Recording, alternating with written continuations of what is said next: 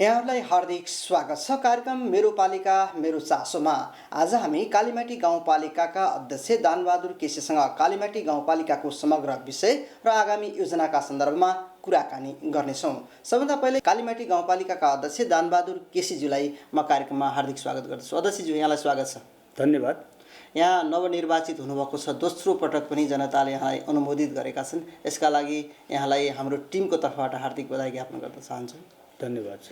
समग्र कालीमाटीको अवस्था बताइदिनुहोस् न, हामी चाहिँ विकासमा चाहिँ कहाँ छौँ? सबैभन्दा पहिले म यो नेपाल टेलिभिजनलाई धन्यवाद दिन चाहन्छु। कालीमाटी गाउँपालिका सल्यान जिल्लाको दक्षिण पश्चिममा अवस्थित यो पालिका हो र यो पालिका विकास निर्माणको दृष्टिले अत्यन्त पछाडि पारिएको क्षेत्र थियो यो र संघीयताको सँगसँगै 2074 को स्थानीय निर्वाचन पछाडि गठित स्थानीय तह गठन भइसके पश्चात यो क्षेत्रका विकास निर्माणका गतिहरू अगाडि बढेका छन् र यो क्षेत्र विशेष गरी भौतिक पूर्वाधारको क्षेत्रमा अत्यन्तै पछाडि परेको क्षेत्र हो र यो बिचको पिरियडमा धेरै कामहरू भौतिक पूर्वाधारका कामहरू अगाडि बढेका छन्, जस्तो सडक निर्माणका कामहरू, विद्युत लाइन विस्तारका कामहरू, सिँचाइका कामहरू, खानेपानीका कामहरू, शिक्षाका चाहिँ भवन निर्माणका कामहरू, त्यसरी नै अब यो प्रशासकीय भवनहरू, वडा कार्यालय भवनहरू, स्वास्थ्य क्षेत्रका चाहिँ स्वास्थ्य इकाइ कार्यालय, आधारभूत स्वास्थ्य इकाइ कार्यालयहरूका भवनहरू लगायत यो भौतिक निर्माणको क्षेत्रमा विगत 5 वर्षको पिरियडमा उल्लेख्य कामहरू भएका छन् र यो क्षेत्रले अघिल्लो पिरियडमा जनताले आशा गरे अनुरूप धेरै विकास निर्माणका कामहरू अगाडि बढाएको छ र अब केही कामहरू अहिले पनि निर्माणाधीन अवस्थामा छन्, जस्तो 15 शैय्याको हस्पिटल अहिले पनि निर्माण कार्य पुरा भएको छैन। यस्तै केही कामहरू अघिल्लो पिरियडमा सञ्चालन गरेका कामहरूको काम बाँकी छ र बाँकी कामहरू अझै पनि यहाँ हामीले धेरै कामहरू गर्न बाँकी छ। अब हाम्रा विकास निर्माणका कामहरू गुणस्तरीय भइसकेका छैनन्, स्तरीय भइसकेका छैनन्, स्तर उन्नति भइसकेको छैन। यी कामहरूलाई अझै व्यवस्थित र चाहिँ स्तर वृद्धि गर्न आवश्यक छ र थुप्रै अन्य मानवीय विकासका कुराहरू पनि बाँकी छ, जस्तो शिक्षा, स्वास्थ्य, त्यसपछि आएर कृषि, पशु क्षेत्रमा पनि धेरै कामहरू त भएका छन्। तथापि अझै हाम्रो क्षेत्रमा सम्भावना थुप्रै छ। यो सम्भावना अनुरूप हामी चाहिँ यो क्षेत्रका विकास निर्माणहरूलाई अगाडि बढाउन सक्यौँ भनेपछि हामीले हाम्रो सम्भावनाभित्र आफूभित्रको सम्भावना खोजेर त्यो कुरालाई अगाडि सारेर अगाडि बढ्न सक्यौँ भनेपछि मात्रै यो क्षेत्रको थप विकास र समृद्धि अगाडि बढ्ने कुरा देखिन्छ। यहाँले त दोस्रोचोटि पनि जनताबाट जनअनुमोदित हुनुभएको छ। अलिकति यो प्रसङ्ग पनि दर्शकहरूलाई हामी चाहिँ बताउँ कि तपाईँले दोस्रोचोटि पनि जननिर्वाचित हुने अवसर पाउनु भएको छ। यो अवसर चाहिँ जनताले तपाईँलाई दिएका छन्, लाग्छ तपाईँले जनताका बिचमा राम्रो गर्नुभयो भनेर जनताले अनुमोदन गरिसकेका छन्। भन्दाखेरि पहिलोचोटि स्थानीय तहमा आउँदाखेरि कस्तो खालको जटिलता थियो र त्यो जटिलतालाई यहाँले सजिलै पार गर्नुभयो? यो विषय वास्तवमा आफैमा एउटा जटिल विषय त हो नै। यहाँलाई थाहा छ, नेपालमा सङ्घीय लोकतान्त्रिक गणतन्त्रको स्थापना भइसकेपछि 3 तहको सरकारको परिकल्पना गरियो र सो अनुसार संविधान अनुसार 3 तहको सरकारहरूको निर्वाचन भयो, 3 तहका सरकारहरू गठन भए र ती 3 तहका सरकारहरू गठन गर्दै गर्दा केन्द्र सरकार बाहेक प्रदेश सरकार र स्थानीय सरकारहरू अत्यन्त सङ्कट अवस्थामा थिए। हामी कहाँ साबिकको गाविसको एउटा भवन थियो र हामीले त्यो भवनमा हाम्रा कामहरू अगाडि बढाएका थियौँ र त्यति बेला हामीसँग प्रमुख प्रशासकीय अधिकृत र 1 जना लेखा बाहेक अन्य कुनै कर्मचारीहरू थिएनन्। यो संरचनालाई, स्थानीय तहलाई सञ्चालन गर्नका निम्ति आवश्यक पर्ने नियम कानुन, मापदण्डहरू, कार्यविधिहरू, नियमावलीहरू केही पनि थिएनन्। यसकारणले कानुनी हिसाबले पनि जटिलता थियो र भौतिक हिसाबमा पनि अत्यन्त जटिलता थियो। वडा कार्यालयहरू हामीले भाडामा लिएर बस्नुपर्ने अवस्था थियो र यसरी नै हामी कहाँ चाहिँ विशेष गरी कार्यालय सञ्चालन गर्नसम्म हामीसँग सचिवहरू थिएनन्। पालिकामा चाहिँ विभिन्न खालका कामहरू सञ्चालन गर्नका निम्ति हामीसँग कर्मचारीहरू पर्याप्त मात्रामा थिएनन्। अब यी सबै कुराहरूलाई चिर्दै हामीलाई आवश्यक पर्ने स्थानीय कानुनहरू निर्माण गऱ्यौँ। त्यसपछि हामीलाई आवश्यक पर्ने कर्मचारीहरूको व्यवस्थापन गऱ्यौँ र त्यसपछि हामीलाई आवश्यक पर्ने भवनहरू निर्माण गर्दै गयौँ र हामीले हाम्रो क्षेत्रमा आवश्यकताको आधारमा प्राथमिकताको आधारमा हाम्रो विकास नीतिलाई अगाडि बढाउँदै गयौँ र हामीले समानुपातिक विकास नीतिको अवधारणा अनुरूप हामीले 1 देखि 7 वडाका प्रमुख समस्या के हुन्, हाम्रा नगरी नहुने कामहरू के हुन्, त्यस्ता कामहरूको चाहिँ एउटा व्यवस्थापन गऱ्यौँ र त्यसरी काम गर्दै जाँदाखेरि हामी आउँदा यो पालिकामा खास गरी सडकको सुविधाको हिसाबले हेर्दा सल्यानबाट कालीमाटी रामपुरसम्म मात्रै मोटर बाटो थियो र दाङ सुर्खेतको ट्र्याक ओपन भएको थियो र नियमित गाडीहरू चल्दैन थिए। हिउँदमा कालीमाटीसम्म गाडीहरू आउने अवस्था थियो।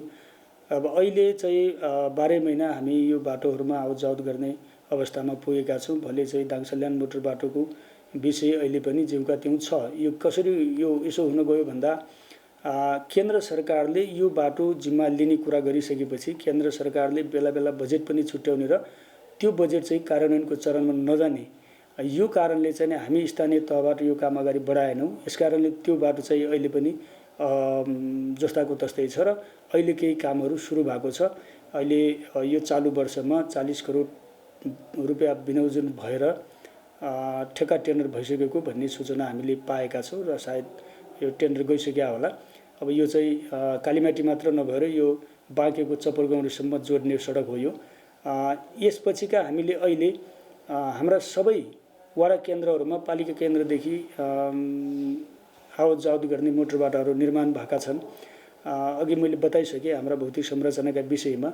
यसकारणले अब यो एक किसिमले यो चाहिँ अत्यन्त चाहिँ विकासको क्षेत्रमा पछाडि परेको क्षेत्र। हामी कहाँ बत्तीको कुरा गर्नुहुन्छ भने वडा नम्बर 1 को चाहिँ थोरै भागमा चाहिँ नै सल्यानको खलङ्गादेखि शारदा नगरपालिकाबाट आएको लाइनले बत्ती बल्थ्यो। बाँकी हाम्रो सबै चाहिँ शून्य अवस्था थियो। अब अहिले झन्डै 4 नम्बरसम्म हाम्रो यो तलको लाइनमा चाहिँ बत्ती बलिसकेको छ र 5 नम्बरमा अब एउटा टेन्डरको काम सम्पन्न हुने बित्तिकै त्यहाँ बत्ती बल्दैछ। 6 मा पनि बलिसकेको छ। 7 मा चाहिँ लाइन तान्ने काम भइरहेको छ र अब यो आगामी वर्षमा बल्छ भन्ने लागेको छ हामीलाई। यसरी हेर्दाखेरि हामीले अब यो 5 वर्षको पिरियडमा अलिकति प्रभाव पार्न सक्ने खालका देखिने खालका कामहरू भएकै कारणले अब यहाँको नागरिकहरूले यहाँको जनताहरूले हामीले गरेका कामहरूलाई हेरेर नै हामीलाई पुनः फेरि यो गठबन्धनका बीचमा पनि हामीलाई फेरि अनुमोदन बनाएर पठाउनु भएको छ र म सबै स्वदेश विदेश बसेका कालीमाटी गाउँपालिकाका चाहिँ नि नागरिकहरू दाजुभाइ दिदीबहिनीहरूलाई हार्दिक धन्यवाद पनि दिन चाहन्छु। किनकि हामीलाई फेरि यो पालिकाको जिम्मेवारी सुम्पिनु भएको छ, विश्वास गर्नुभएको छ र यो पिरियडमा पनि हामी उहाँहरूको विश्वासलाई र उहाँहरूले जुन भरोसाका साथ हामीलाई पुनः फेरि जिम्मेवारी दिनुभएको छ, यो जिम्मेवारीलाई हामी टुट्न दिने छैनौँ र उहाँहरूको विश्वासलाई तलमाथि हुन दिने छैनौँ भन्ने कुरा राख्न चाहन्छु। अब यहाँ चाहिँ दोस्रोचोटि निर्वाचित हुनुभएको छ, निश्चित पनि यहाँसँग सपना छ र आफ्नो गाउँपालिकालाई यस्तो खालको बनाउँछु भन्ने यहाँसँग पक्कै पनि कोरियोग्राफी त छ। कुनै न कुनै योजना नलिएर तपाईँ दोस्रोचोटि अनुमोदित हुनुभएको छैन भन्दा आगामी दिनमा यो जुन गाउँपालिकाभित्रको समग्र विकासको चाहिँ यो हुनेछ खाका भनेर यहाँसँग भएको खाका सुनाइदिनुहोस् न। विशेष गरी हामी यो पिरियडमा हामीले धेरै ठुला महत्त्वकांक्षी योजनाहरू लिएका छैनौँ र हामीले नागरिकलाई साना साना कुराहरूले प्रभाव पारिरहेको हुन्छ र साना साना कुराहरूले अप्ठ्यारो पारिरहेको हुन्छ। त्यस्ता कुराहरूलाई पनि हामीले सम्बोधन गर्ने योजना बनाएका छौँ र विशेष गरी अलिकति देखिन लायकका ठुला कामहरूमध्येमा हामीले यो चालु आर्थिक वर्षमा हामीले झन्डै कालीमाटी गाउँपालिकामा बसोबास गर्ने सबै नागरिकहरूको खरको छाना विस्थापित गर्ने भन्ने लक्ष्य लिएका छौँ। अब हामीले यो चालु वर्षमा हामी 3 करोड रकम चाहिँ छुट्याएका छौँ, बजेट छुट्याएका छौँ हामीले। यसले कति पुरा हुन्छ यो चालु वर्षमा, यो सकिएन भने अब अर्को वर्षमा पुरा हुन्छ। अब त्योभन्दा अगाडि जाँदैन यो विषय। एउटा हाम्रो यो अहिलेको जनताका बिचमा लिएको एउटा यो कुरा छ। र अर्को कुरा, हामीले छिटोमा 2 वर्षभित्र कालीमेटी गाउँपालिकालाई उज्यालो गाउँपालिका घोषणा गर्ने योजना बनाएका छौँ। र अब सकेसम्म हामी आगामी 2 वर्षभित्र कालीमेटी गाउँपालिकाका सबै गाउँ बस्तीहरूमा विद्युत लाइन पुर्याउनुपर्छ भन्ने योजनाका साथ अगाडि बढेका छौँ। यसका निम्ति पनि हामीले आवश्यक बजेटको व्यवस्थापन गरेका छौँ। त्यसपछि हामीले अब हाम्रा नजोडिएका बाटाहरू, सडकहरू जुन चाहिँ कोही निर्माणाधीनमा छन्, कोही चाहिँ क्रमागत रूपमा छन्, कोही विभिन्न कारणले चाहिँ अगाडि बढ्न नसकेकाहरू छन्। जस्तो सल्यान बाँके सडक अब कालीमेटी गाउँपालिकाको नम्बर 1 सडकमा पर्ने यो हाम्रो आवश्यकता हो।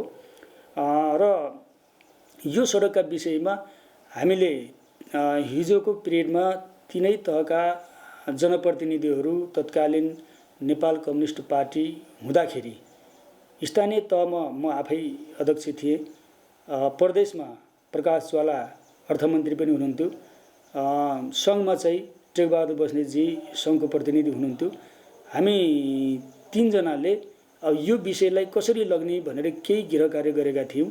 र सोही अनुसार हामीले हाम्रो कामको बाँडफाँड गरेर हामीले कामलाई अगाडि बढाएका थियौँ। यो क्षेत्रको यो अनुरूप जुन कुराहरू हामीले गरेका थियौँ त्यति बेला, त्यो अनुरूप चाहिँ विशेष गरी सङ्घ र चाहिँ प्रदेशले त्यो काम सहमति अनुसार अगाडि बढाउन सक्नु भएन।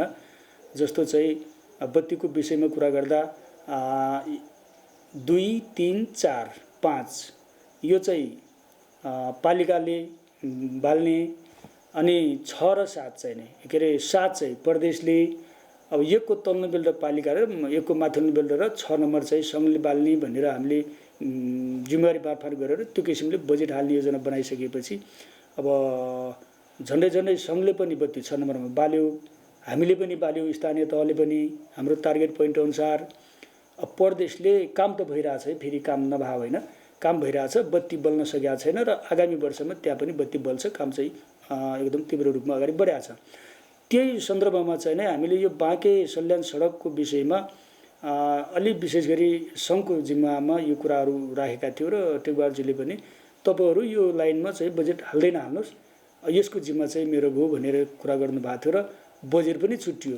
तर अब यो नेपालको कस्तो समस्या देखिन्छ भने सरकारले नीति निर्माण गर्ने हो, बजेट विनियोजन गरिदिने हो, काम गर्ने जो चाहिँ मातहतका चाहिँ निकायहरू छन्, उहाँहरूले काम चाहिँ टाइममा चाहिँ अगाडि नबढाइदिएका कारणले पनि धेरै विकास निर्माणहरू लथालिङ्ग भताभुङ्ग भएका छन्। अब यो चाहिँ टेन्डर ननिकालेकै कारणले यो बाटो अलि ढिला हुन गएको छ। र अब हामीले यो पिरियडमा सम्भव हुन्छ हामी मोटर बाटो पुर्याउँछौँ, जोड्छौँ चप्परगुङ्ग्री। त्यसो गर्न सकिएन, त्यहाँ आरक्षी क्षेत्र पनि हो, त्यो चुरे क्षेत्र पनि हो र आरक्षी पनि हो।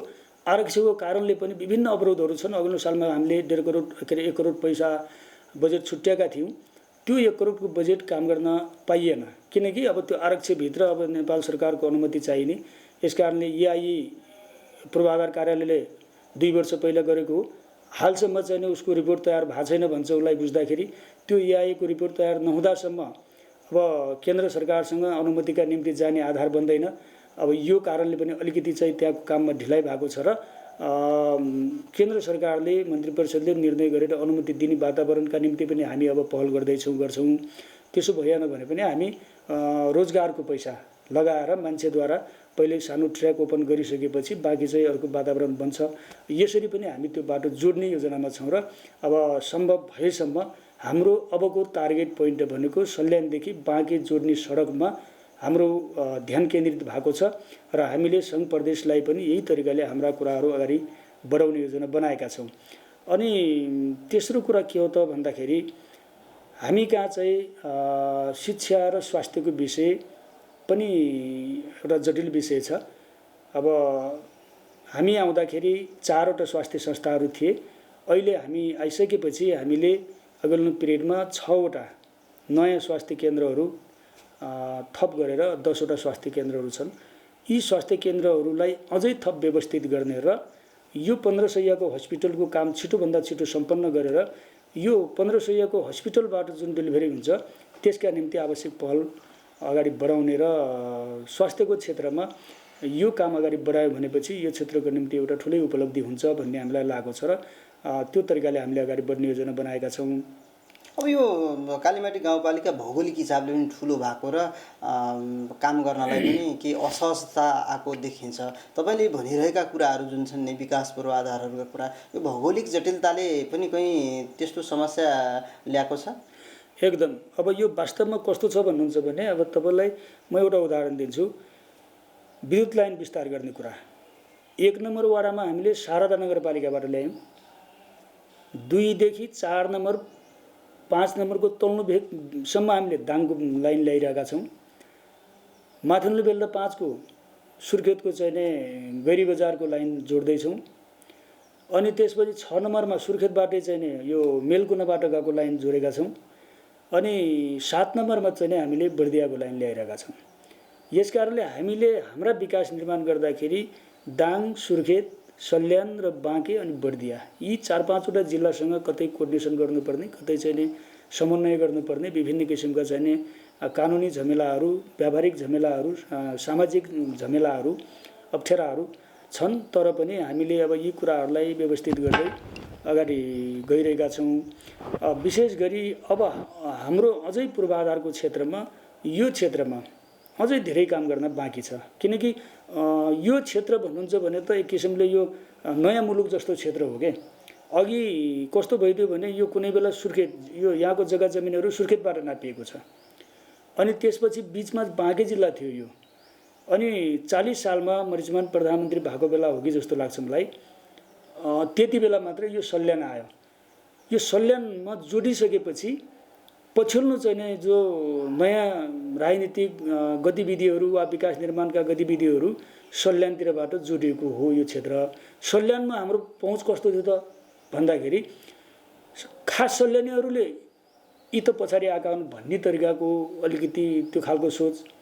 अनि राजनीतिक रूपमा पनि यो क्षेत्रको नेतृत्व विकास भइ नसकेको र जिल्लाको राजनीतिक लेभलमा चाहिँ नि हाम्रो पहुँच नभएको कारणले पनि विभिन्न विकास निर्माणका काम कुराहरू यो क्षेत्र ओझेल पर्दै आएको कारणले पनि हामीले विगतमा पनि धेरै कामहरू यो क्षेत्रलाई अगाडि बढाउन सकिएन र चुनाव आएको बेला सबै राजनीतिक पार्टीहरूले यो क्षेत्रलाई भोट ब्याङ्क बनाए। अब त्यो बाटो अछुतको कुनै पार्टी पनि छैन। अब पटक पटक गरेर पालो सबैले पुर्याएका छन्। यस कारणले पनि पछि पर्यो र यसरी अलिकति पछाडि परेको क्षेत्र हो र अब पछाडि परेको होइन कि पारिएको थियो र अब यो अगाडि बढ्दै गएको एउटा अत्यन्त उज्जवल सम्भावना बोकेको क्षेत्र हो। मलाई लाग्छ हामीले हाम्रो दृष्टिकोण अनुसार जुन कुरा देखिरहेका छौँ यो क्षेत्रको यी कुराहरू पुरा भएका दिन सल्यान जिल्लामा सबै पालिकाहरूमध्येको 1 नम्बर पालिका हाम्रो बन्छ भन्ने कुरामा हामी विश्वस्त छौँ। स्रोत र साधनका हिसाबले कालीमाटी निकै सम्भावनायुक्त पालिका हो पनि भनिन्छ। किनकि शारदा नदी पनि यहीँबाट बगिरहेको छ। त्यसपछि अब तपाईँले अघि पनि भन्नुभयो बाँके राष्ट्रिय निकुञ्ज मध्यवर्ती क्षेत्र पनि छ। त्यसपछि पशुपालनका हिसाबले कृषि उत्पादनका हिसाबले पनि यो कालीमाटी राम्रो हो भनिन्छ भने त्यो सम्भावनाहरूलाई यहाँले चाहिँ उपयोग गर्नका लागि नीति र कार्यक्रम मार्फत कसरी सम्बोधन गर्नुभएको छ? हामीले विशेष गरी अहिले हामी यो खोला नदीजन्य पदार्थहरू हामीले आवश्यक मापदण्ड बनाएर यी गरेर यसलाई चाहिँ हाम्रा विकास निर्माणहरूमा प्रयोगमा ल्याएका छौँ र यो क्षेत्रबाट थुप्रै काठहरू निकासी पनि हुन्छ। अब यसका विषयमा मैले अघिल्लो पिरियडमा सामुदायिक वन महासङ्घ, सामुदायिक वनका पदाधिकारीहरू र डिभिजन वन कार्यालयका प्रमुखहरू लगायतको एउटा चाहिँ कार्यक्रम राखिएको थियो र यसलाई अलिकति यो क्षेत्रको विकास निर्माणसँग र यहाँको रोजगारीसँग यसलाई कसरी जोडेर लैजान सकिन्छ भन्ने विषयमा हामीले त्यहाँ छलफल चलाएका थियौँ र त्यति बेला केही कुराहरू जुन हामीले बनाएको योजना अनुसार चाहिँ वनको कानुन नियमावलीहरूले अवरुद्ध गर्ने र पछिल्लो चरणमा केही चाहिँ नियमावलीहरू के भन्छ संशोधन भएर आएको कुराहरू जानकारी भयो त्यो पिरियडमा। अब जस्तो चाहिँ निजी जग्गाहरूमा बिरुवाहरू रोपेर बिक्री वितरण गर्न पाउने त्यस्ता कुराहरूको निम्ति अनुमति निकासी चाहिँ पालिका स्तरबाटै दिन सकिने खालको नयाँ प्रावधान आइसकेपछि अब यो त अलिकति टाइम लाग्ला त्यसको त्योबाट फाइदा लिनका निम्ति तर केही कुराहरू अहिले पनि सामुदायिक के अरे वनलाई चाहिँ स्थानीय स्तरमा उपयोगमा ल्याउनका निम्ति हाम्रा नियम कानुनहरू बाधक छन् र केही कुराहरू हाम्रो व्यावहारिक रूपमा हामी अहिले पनि व्यवस्थापकीय पक्षहरूमा यसलाई चाहिँ अलि व्यवस्थित गर्न सकिरहेका छैनौँ। यसकारणले अब अहिले मैले के योजना बनाएको छु भने यो क्षेत्रलाई अलिकति व्यवस्थित गर्नका निम्ति एउटा कार्यक्रम मार्फत उहाँहरूको सबै कुराहरू बुझेर के गर्न सकिन्छ त्यो तरिकाले अब यो भित्रको सम्भावना जे छ त्यो कुरालाई उजागर गर्दै हामी त्यसलाई पनि उपयोग गरेर अगाडि जानुपर्छ भन्ने योजना चाहिँ बनाएका छौँ। र प्राकृतिक रूपमा हामीसँग विभिन्न किसिमका चाहिँ धार्मिक तथा प्राकृतिक चाहिँ सम्पदाहरू छन्। अब यी सम्पदाहरूलाई व्यवस्थापन गर्दै हामीले यो चाहिँ आन्तरिक वा बाह्य पर्यटनलाई चाहिँ भित्राउन सक्यौँ भनेपछि त्यो खालको वातावरण तयार गर्न सक्यौँ भनेपछि हामीले आगामी दिनमा कालीमेटी गाउँपालिकामा जुन खालको एउटा अहिलेसम्मको एउटा वातावरण छ यसलाई अझै व्यवस्थित गर्न सक्छौँ भन्ने उद्देश्यका साथ यसपटकको हाम्रो कार्यक्रममा पनि हामीले विभिन्न किसिमका यस्ता खालका कार्यक्रमहरूलाई समावेश बनाएका छौँ। हाम्रो नीति कार्यक्रममा पनि आएको छ र केही बजेटमा पनि त्यो व्यवस्थापन गरेका छौँ। कतिपय कुराहरू भूगोलले कुन क्षेत्रमा के गर्दा त्यो क्षेत्रको चाहिँ उन्नति प्रगति रोजगारी र विकास हुन्छ भन्ने कुराहरू भूगोलले पनि निर्धारण गरिदिएको हुन्छ भन्ने लाग्छ मलाई। जस्तो खाडी मुलुकहरूमा त्यहाँको सम्भावना तेल दिएको छ, उनीहरूले त्यसलाई भरपुर उपयोग गरेका छन् र आफ्नो विकास अगाडि बढाए भने हामीले हाम्रो सम्भावना के हो त, हामीलाई प्रकृतिले के चिज दिएको छ भन्ने कुरा बुझेनौँ कि बुझेर पनि उपयोग गर्न सकेनौँ। यसले पनि हामीलाई चाहिँ नि एउटा पाठ सिकाउनुपर्छ भन्ने लाग्छ। अब यो क्षेत्र भनेको वास्तवमा चाहिँ नि प्राकृतिक साधन स्रोतहरू र सिँचाइको प्रशस्त सम्भावना भएको एउटा मलिलो फाँटहरू प्रशस्त भएका अनि त्यसपछि चाहिँ जग्गा जमिन भएको र वन जङ्गल प्रशस्त भएको क्षेत्र हो। अब यो क्षेत्रमा तत्काल चाहिँ हामी उद्योग धन्दा कल कारखाना स्थापना गरेर रोजगारी वृद्धि गर्ने सम्भावना देखिँदैन, त्यो सम्भव पनि छैन। अब हामीले यो कृषि र पशुको माध्यमद्वारा हाम्रा रोजगारीहरूलाई पनि वृद्धि गर्ने र यी क्षेत्रहरूलाई अलि व्यवस्थित अलि आधुनिकीकरण गर्दै गयौँ भनेपछि यसले दुईटा काम गर्छ भन्ने लाग्छ मलाई। एउटा त यसले रोजगारी वृद्धि गर्छ नै, अर्को चाहिँ हामीलाई प्रकृतिले जुन चाहिँ उपहार दिएको छ प्राकृतिक साधन स्रोतहरू यसको चाहिँ सही सदुपयोग हुन्छ र हाम्रो निम्ति मात्रै नभएर अन्य मानव जातिका निम्ति पनि यसले काम गर्छ। त्यसकारणले हामीले यो विषयमा के बनाएका छौँ त भन्दा अहिले पनि हाम्रा धेरै कुराहरू अगाडि बढिरहेका छन्। कतिपय ठाउँमा हाम्रा मौरी पालन कार्यक्रमहरू अगाडि बढिरहेका छन्। यो क्षेत्रको जिल्लामै चाहिँ मौरी पालन क्षेत्र भनेर कालीमाटी रामपुरलाई चिनिन्छ। त्यसपछि हामीले बाख्रा पखेट क्षेत्रहरू निर्माण गरेका छौँ। जस्तो प्रदेशले पनि यो कुरालाई सहयोग गरेको छ र हामीले पनि त्यो कामहरू अगाडि बढाएका छौँ। माछा पालनहरू सुरु भएको छ, कुखुरा पालनहरू सुरु भएका छन्। त्यसपछि आएर दुग्ध उत्पादनका निम्ति हामीले यो सहकारी मार्फत यो प्रदेश सरकारले पनि सहयोग गरेको छ यस विषयमा पनि र हामीले पनि विभिन्न तरिकाले त्यो सहकारी मार्फत अगाडि बढाउनुपर्छ भन्ने कुराहरू अगाडि सारेका छौँ। अनि त्यसपछि आएर अब यी सबैलाई व्यवस्थित गरेर अलिकति व्यावसायिक रूपमा फर्महरू दर्ता गरेर व्यावसायिक रूपमा चाहिँ अगाडि बढ्नुपर्छ भन्ने उद्देश्यका साथ अनुदानका कार्यक्रमहरू, तालिमका कार्यक्रमहरू, उहाँहरूलाई चाहिँ आवश्यक पर्ने प्रविधिका कुराहरू, प्राविधिक ज्ञानका कुराहरू यस्ता कुराहरूलाई अगाडि सारेका छौँ र पहिलेको तुलनामा यो क्षेत्र पनि अगाडि बढेको छ। अहिले पनि तपाईँको सबभन्दा यहाँबाट बढी निर्यात हुने भनेको हाम्रो खसी बोकाहरू हो यो क्षेत्रबाट। वार्षिक रूपमा एकिन डाटा त हामीसँग छैन, तर पनि हामीसँग झन्डै